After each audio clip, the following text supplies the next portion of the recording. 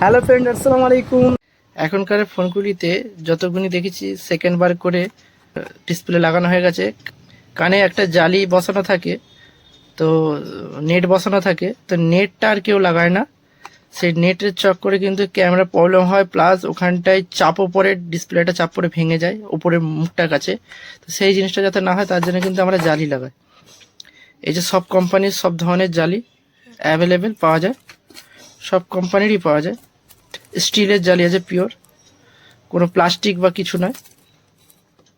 এখানে কিন্তু কোনো প্লাস্টিক বলে এখানে কিছু নয় কিন্তু এগুলো, ঠিক আছে।